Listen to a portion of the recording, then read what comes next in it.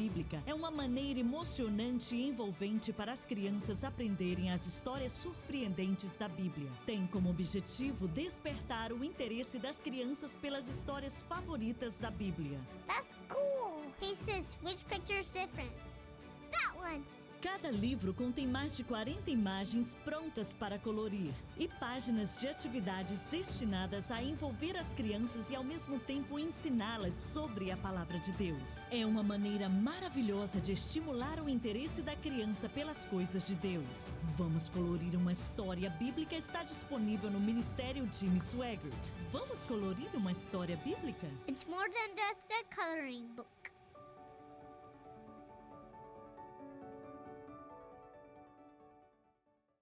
Te ajuda a entender melhor os versículos. Quando tenho dificuldade de entender o significado dos versículos, as anotações me ajudam a entender o que o Espírito Santo está dizendo e o que o versículo significa. Bem, eu amo a Bíblia do Crossfire porque depois de todos os capítulos tem uma página onde o pastor Gabriel explica sobre o capítulo. Então, assim, tem me ajudado muito. E o meu favorito é onde ele fala sobre tomar posse. Então, tem me ajudado muito e explica tudo muito bem. Bem, explica as Escrituras e te mostra como que a palavra de Deus está relacionada ao que Jesus Cristo fez por nós na cruz.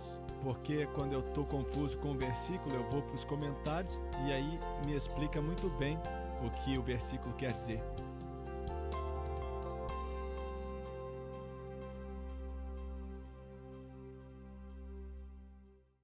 A mensagem da cruz ao mundo.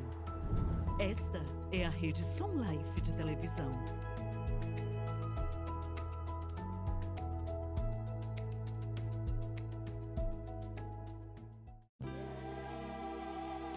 Bem-vindo a um estudo na palavra, uma série de estudos bíblicos focalizados na cruz de Cristo.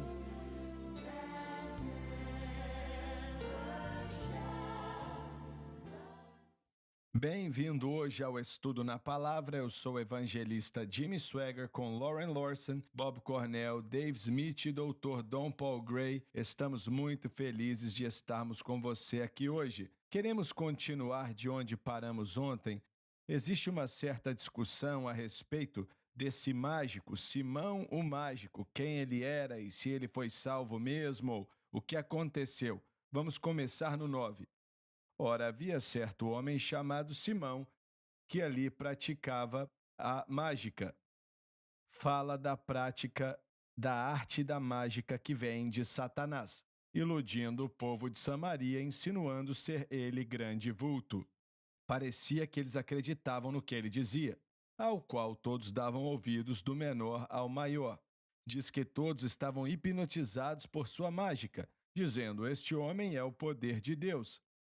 Atribuíam suas mágicas e truques como algo feito pelo poder de Deus, quando na realidade era de Satanás. Muitas coisas na igreja moderna que dizem ter a ver com o poder de Deus se encaixam na mesma categoria, e era disso que você falava alguns programas atrás.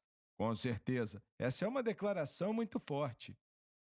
Vemos a motivação aqui e se conecta com muitas coisas que estávamos falando mais cedo.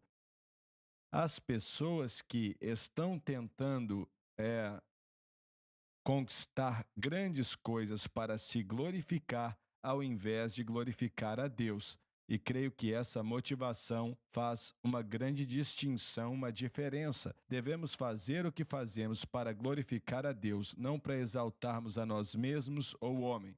Há anos atrás eu me lembro que eu e a Francis éramos amigos de um homem e sua esposa eram muito conhecidos aí no meio dos que pregam o evangelho da prosperidade. Antes do Senhor falar ao meu coração que isso era errado e não estava certo. E nós fomos para o culto com eles naquela noite e nunca tinha sentido um espírito daquele.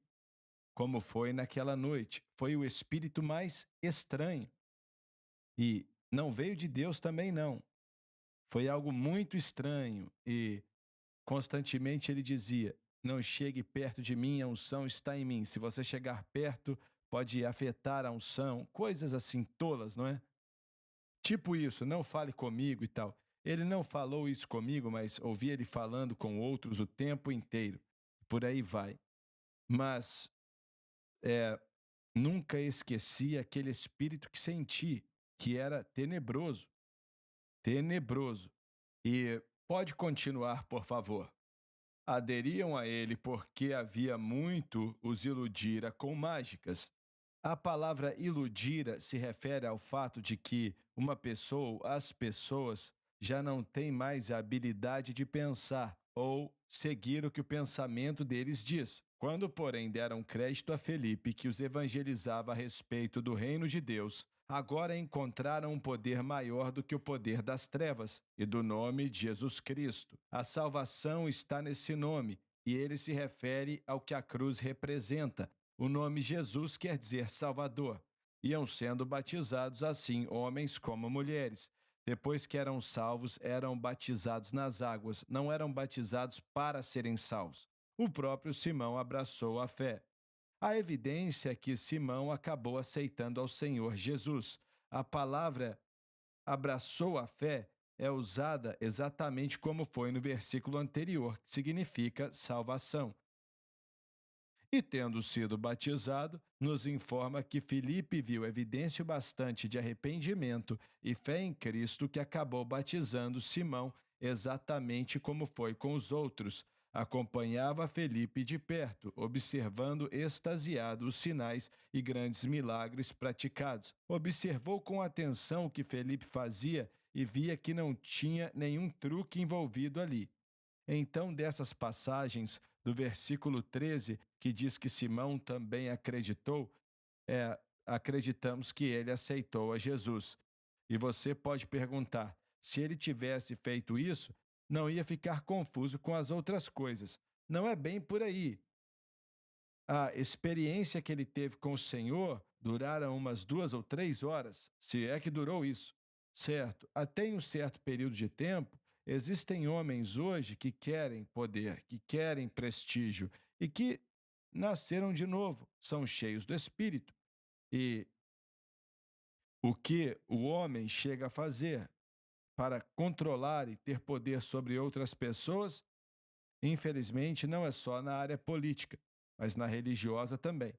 E nós vemos isso. Então, lembre-se que estar salvo e cheio do Espírito é uma entrada para um relacionamento com Deus e não garante que a pessoa está seguindo a Cristo como deve, mesmo tendo a habilidade de fazer isso, certo?